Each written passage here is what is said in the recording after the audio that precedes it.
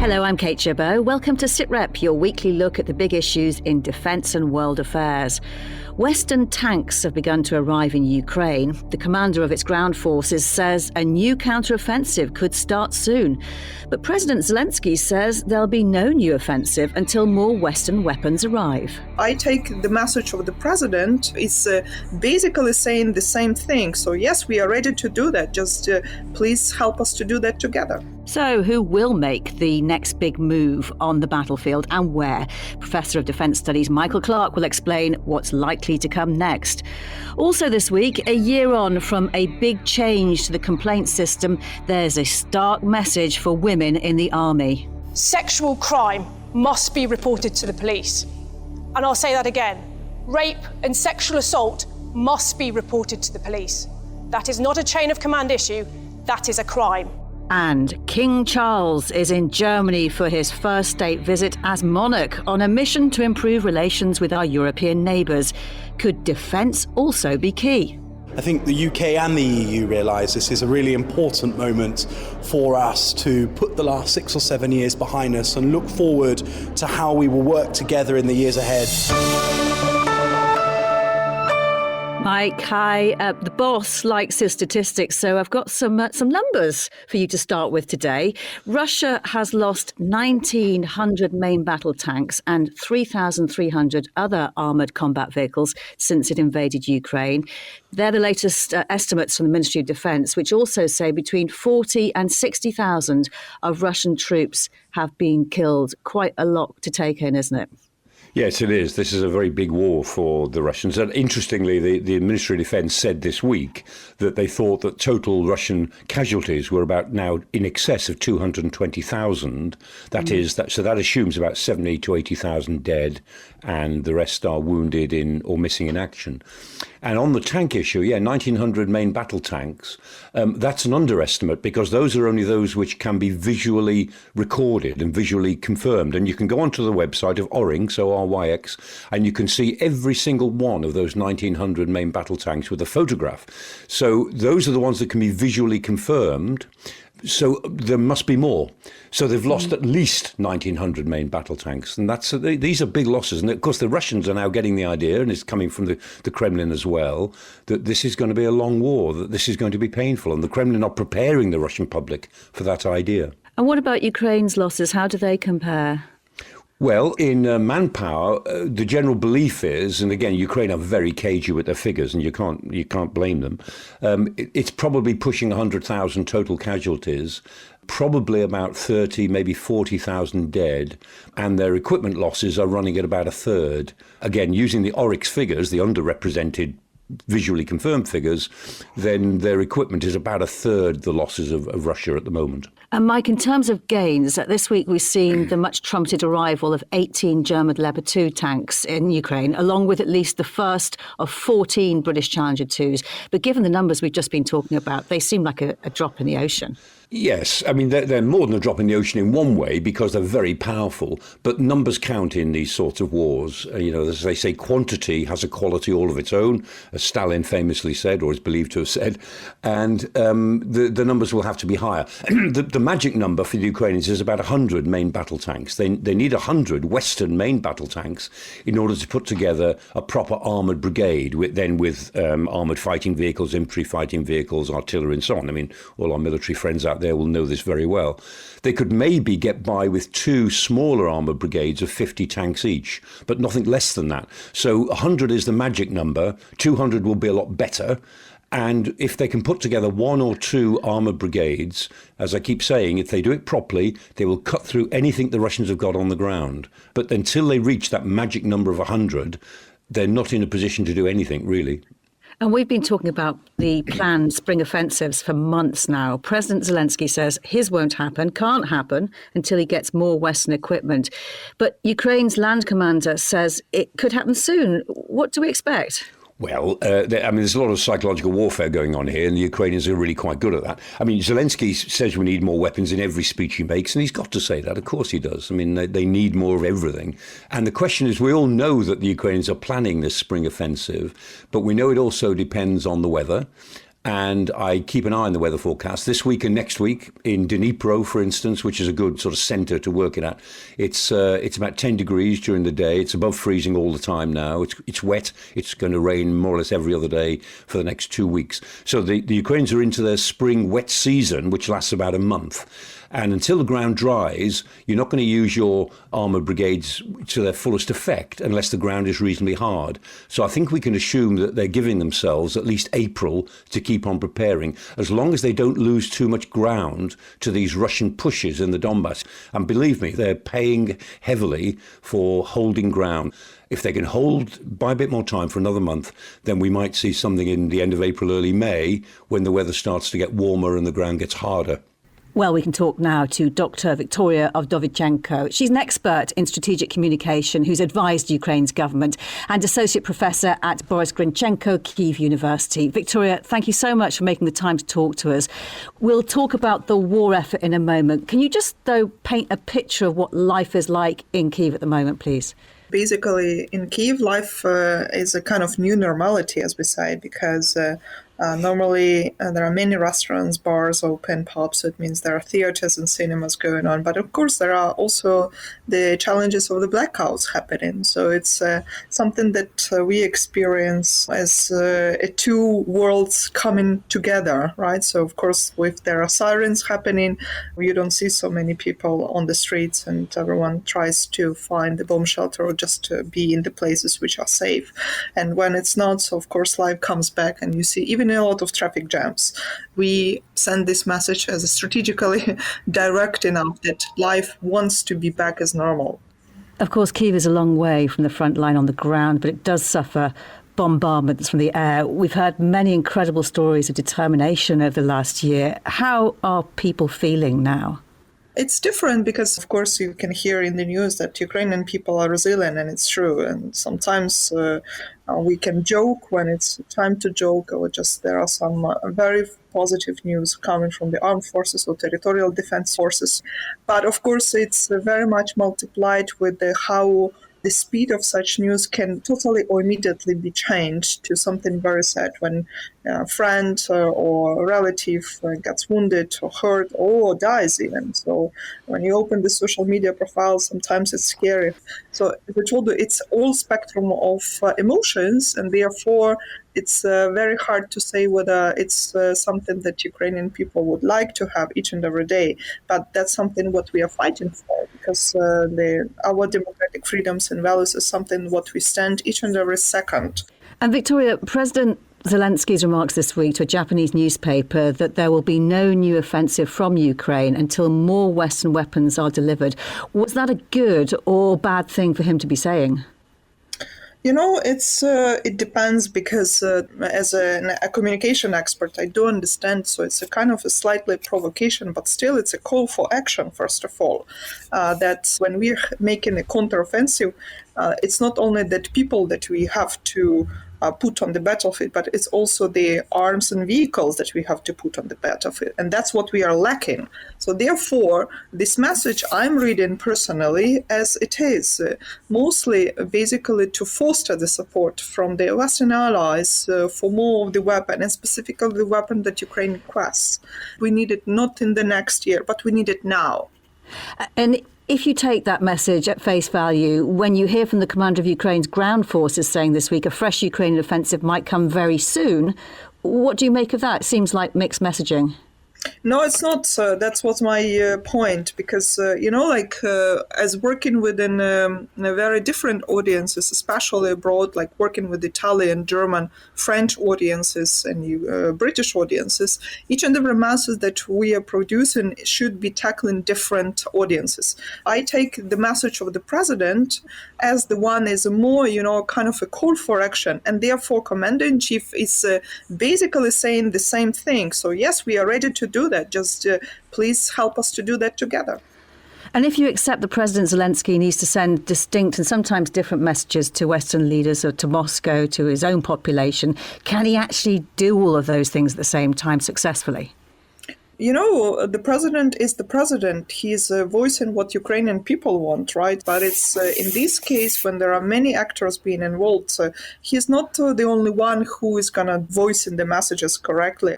The problem is sometimes the messages are being misunderstood. And in this respect, I do think that basically it's not only the president, it's also each and every common Ukrainian who is voicing it, trying to make a call for action. Only the Ukrainians are the one to decide what's going to happen in their territories. And you're speaking to us from the UK, Victoria, and you were saying earlier how important it is for Ukrainians to advocate for Ukraine. What is your message, speaking from the UK? My message are very much clear. It's mostly to talk to more of Ukrainians, to get to know more of what Ukraine means and what Ukrainians think and why they are, as you say, so resilient. And it was a kind of a shock in 2022. For us, it was not. We were telling that for the last 9 years. So my message is clear. If you want the international rule and order and specifically international law to prevail, let's build the structures and think about that. But again, it will not happen till the atrocities and, of course, the Russian troops will be standing on the borders and on the land, Ukrainian land, which is sovereign and territory of our country. Really good to speak to you. Dr. Victoria Ovdovchenko, thank you very much for your time. Mike, when we were chatting a little earlier, you were saying about Ukraine that not a lot has changed on the map in terms of territorial gains on the ground, but a lot is actually going on in Ukraine. Yes, it is. I mean, it's clear that the Russians are getting stretched, even with their reinforcements. And it's interesting to look at what's being moved around. So they're taking good units away from areas in the Donbass in the north, in Crimea and Svatove, where they've been fighting there, very important area for them. And they've taken, for instance, the 98th VDV, the airborne, and they're sending them down to the south, to Vuhledar. And they've taken elements from the 36th Combined Arms Army. They're forming a new brigade, the 37th Motorized Brigade. They're sending them to Vuhledar. And it's not just that they're transferring troops, it's the quality of the troops. They're sending some of their best units now, not to Bakhmut. They've given up on taking Bakhmut. They've left that with the Wagner Group. They're sending them much further south to Vuhledar, which is strategically genuinely important. You know, we keep saying this. Bakhmut has very little strategic importance, but Vuhledar really does have. And you can see the Russians are trying to reorientate their forces to have a bigger push down in the south where they still can, because they are getting stretched. And the Ukrainians they're playing games with these messaging, as Victoria was really saying. You know, they're speaking to their allies, they're speaking to their own population, but they're speaking to their enemy as well. Because if you remember, they advertised the attack, the big offensive against Kherson in the summer. They were saying, we're coming, we're going to liberate Kherson. And they kept even putting dates on it. And when the Russians transferred forces to Kherson, they hit Kharkiv, where they were very weak. And so they're clearly playing sort of mind games with the Russians here, because they know that the Russians are quite stretched for good quality troops. It's fascinating stuff. Stay with us, Mike. Now, just over a year ago, the rules for investigating alleged sex offences within the armed forces were overhauled. The process was taken away from the chain of command following a damning MP's report that found the MOD and the forces were failing to protect servicewomen. It was called a huge step forward in giving confidence to women to report sex attacks. But a hard-hitting appeal at the Army Servicewomen's Conference suggests that confidence still needs building. The Army's lead for diversity and inclusion, Lieutenant Colonel Rebecca Macklin, drew on her own experience as she asked others to step forward. You know, I've been that person. I've been walked in on in the shower. I was running an exercise and I was walked in on. And do you know what? I didn't want to be on that exercise anymore. I didn't want to be there. And quite frankly, I didn't want to be in the army anymore. Sexual crime must be reported to the police. And I'll say that again. Rape and sexual assault must be reported to the police. That is not a chain of command issue, that is a crime. And I'm telling you this because some people are not reporting it. Well, Rosie Layton was at the conference for Sitrep. Well, very powerful stuff she said there, Rosie. Just to be clear, when she talks about the police, she is talking about the civilian police, isn't she? Yes, that's right. And it's clear she thinks the rule change doesn't mean job done then. Absolutely. I mean, I think this is a trust issue, a question of lack of trust that female soldiers have in the system. And I think Defence knows that. In fact, one of the other speakers on stage with Colonel Macklin was Sam Day-Forge. She's the MOD's Director of Conduct, Equity and Justice. And she also said she recognised a lot of unacceptable behaviours and crimes in the armed forces are going unreported.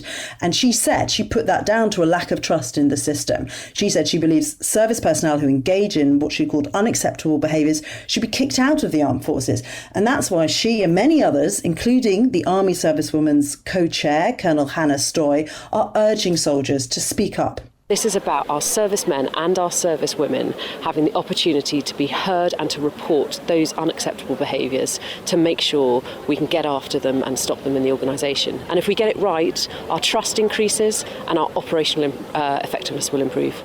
And Rosie, Colonel Stoy points out this is about men as well as women. For there to be trust in the system, servicewomen have to trust that Army leadership as a whole is truly committed to zero tolerance of inappropriate sexual behaviour.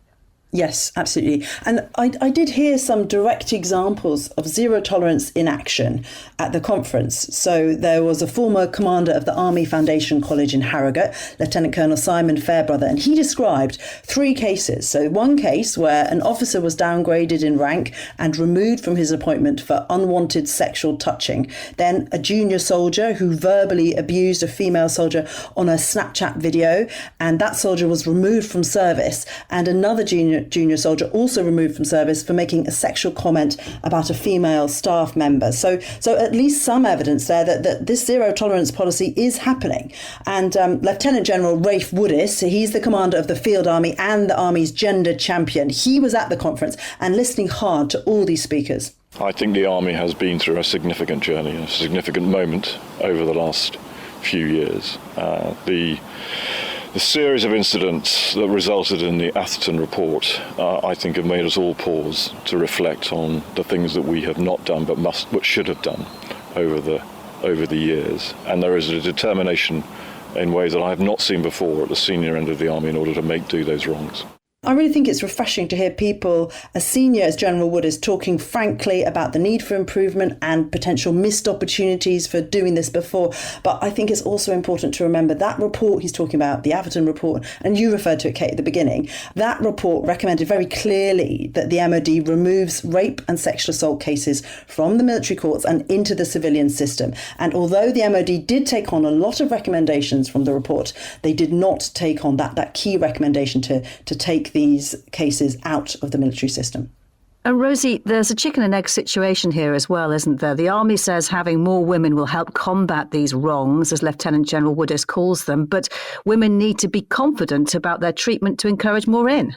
Oh, absolutely. It is difficult. I mean, talking about that report, well, one of the other clear findings is that lots of women serving in the armed forces, not just the Army, across the armed forces, would recommend a career in the armed forces. So it's not all bad. People do want to serve, but there is also a question of critical mass. And that's something that was talked about at the conference. So at the moment, I think it's about 11% in the Army that are women. And while it's such a minority to be a serving woman, then it's always going to be a bit harder. And the Army are pushing to get to 30%. And that is proven in other organisations, again, cited by the conference, that once you get to those kind of numbers, it starts to make a difference. But it's very ambitious. I think the target is 2030. You know, that's something we'll have to wait and see if they can achieve that. Rosie, good to speak to you. Thank you very much for your time. Mike, we've said this before, but I think it's worth repeating. Rules can change in a moment, but changing culture takes so much longer. Yes, it does. And, you know, I mean, in our society, we have these issues in every area, in the city, in the media, in sport. And of course, the military is a reflection of our society. But it's not good enough for the military to say, as they used to say, well, look, we do something special. We put our lives on the line and what we do is very special. And therefore, you know, we've got to be given a bit more slack. That's no good anymore. And I don't think military chiefs would argue that. And the point is, yes, the military is a reflection of our society, but the military aims to be the best version of ourselves, not an average version of ourselves, and certainly not a worse version of ourselves with leeway to behave badly. The military is the best version of our society. So they've got to take this on. And it's a big, big change. Expectations very high. Now, a few days ago, the Armed Forces Minister James Heappey joined a 2-day meeting of EU ministers discussing defence and security. Nothing odd in that, you might think, except Brexit, a process that has continued to strain relations even since we left the European Union more than 3 years ago. But now a new deal's been done, ending rows over Northern Ireland. The Windsor Framework seems to mark a new chapter where the UK and EU try to repair their friendship and work together again. And defence seems to be a prime candidate for cooperation. As we build on the success of the Windsor Framework, I think the UK and the EU realise this is a really important moment for us to put the last 6 or 7 years behind us and look forward to how we will work together in the years ahead. And actually security, defence, foreign policy is an area in which so often our interests align. And so really excited to be here for these few days to discuss the areas in the world that are of common concern and the opportunities for the UK and EU to work together ever more closely in the years ahead. Well, Mike will explain to us in a minute what it could mean for our armed forces. But first, let's just understand what the EU's part in defence is, because it can be confusing, especially as there's a lot of crossover with NATO in terms of membership. Joining us from Berlin to shed some light is Professor Marina Henke, Director of the Hertie Centre for International Security. And Marina, thank you so much for your time. Let's break it down a bit, starting with the political part. What are the big decisions and actions from the EU that affect defence? So in 1998, actually under the leadership of Tony Blair and Jacques Chirac, the French president at the time, the European Common Security and Defence Policy was created. It was in the midst of the Kosovo crisis. And the idea was that the EU, independent of NATO, can intervene in crisis. And here is the big difference already that you can see.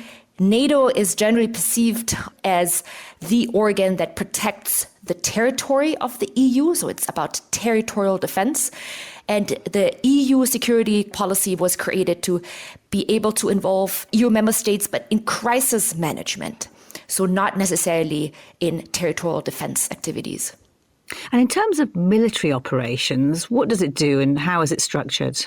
So currently there are about 21 missions abroad.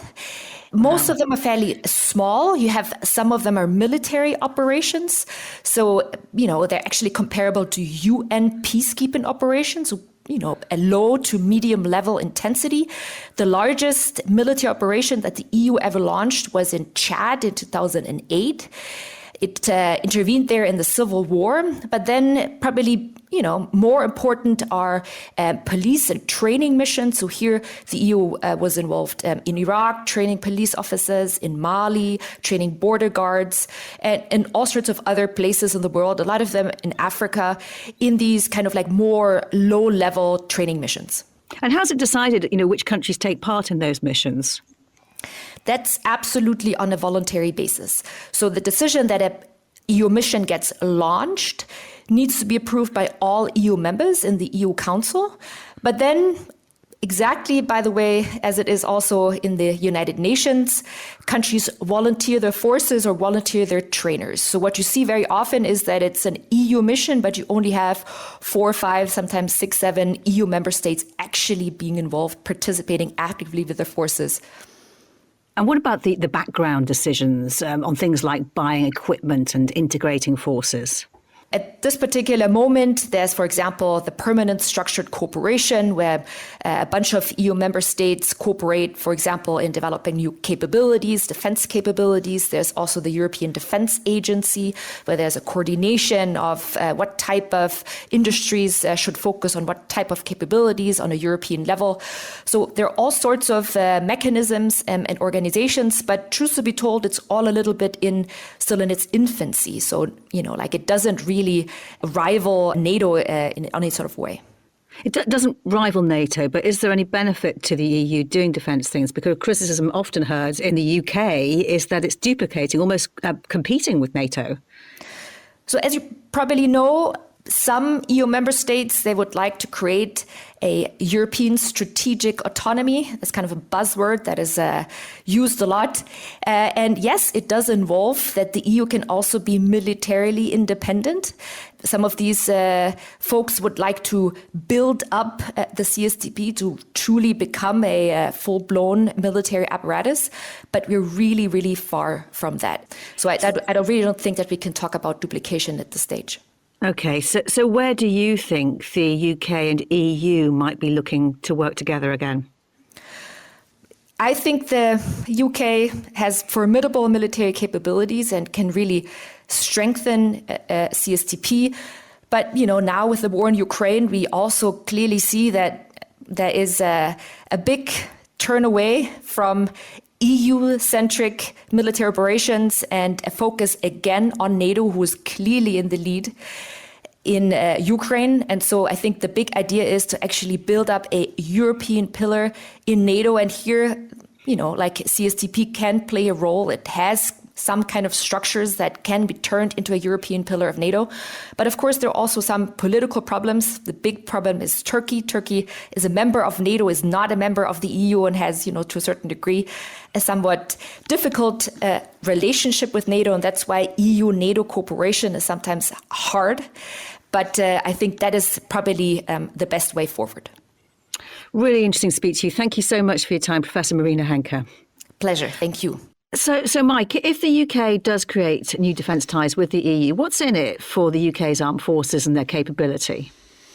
Ammunition, mainly, and a bit less bureaucracy. Britain said during the Brexit discussions that we weren't going to have anything to do with PESCO, this permanent structured cooperation, which Professor Henke mentioned. But sensibly now we are talking to PESCO, because PESCO is about cooperation in ways where you can make a difference, just be more coordinated. And the EU has got a good initiative going to supply 1 million 155 millimetre artillery rounds straight away to Ukraine, and to then purchase another 1 million for everybody who donates to it. That's a good initiative.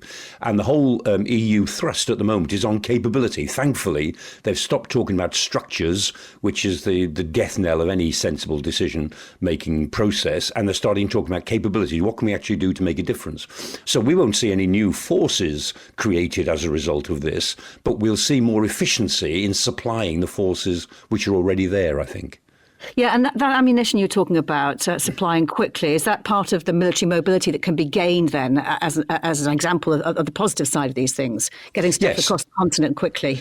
Yes, in the long run, because it's become more and more difficult over the last 20 or 30 years to get material from one end of the continent to another, significantly more difficult than it was in the 1960s. And NATO has been sort of thumping on that door for decades because of local planning regulations and, where can you send 70-ton tanks on a transporter and so on.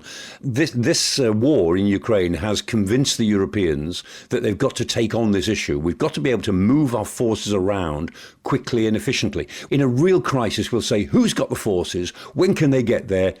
Please go and do something. And that's kind of where we are now with the Ukrainian war. And Britain's been pretty sceptical in the past about EU defence structures. What won't we sign up to, do you think? Well, we won't sign up to anything that looks as if it duplicates NATO. And I think that argument is won now. The Ukrainian war has won it. One astonishing statistic is that the non-EU members of NATO now make up more than 80% of the military expenditure of NATO. So the EU, with its 27 members, contributes less than 20% of the budget. And so the argument that the EU is going to have strategic autonomy, is going to do this or that, that argument's been around for 50 years and it's no further forward, as Professor Henke said. You mentioned a couple of weeks ago the refresh of the integrated review is much warmer towards Europe. So do you think James Heapi's visit to Brussels was genuinely about more EU defence cooperation, or was it more diplomatic to mend some fences?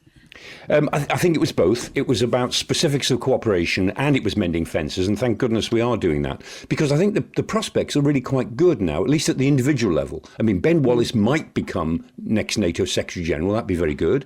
If the Conservatives do win the next election, then he might stay in post and James Heapy might stay in post. They'd be very good if they did. If Labour wins the next election, then John Healey, the defence spokesman, will probably become defence minister. He is very good. And so I'm very sort of encouraged by the people we've got involved. You know, I've lost an awful lot of faith in the political process in the last few years, but I've never lost my faith in some individuals. And good individuals are good whichever party they serve in. And of course, the opposite is also true. You know what, Mike? It's always good to end on a positive. Thank you so much for your time today. And thanks to all of our guests. That is all for now. We'll be back with another Sitrep next Thursday. And if you want to listen online, you can now find us on the Forces News YouTube channel, as well as our home at bfbs.com/sitrep or wherever you download your podcasts. For now, though, from me, Kate Gibbo, thank you for listening. Bye-bye.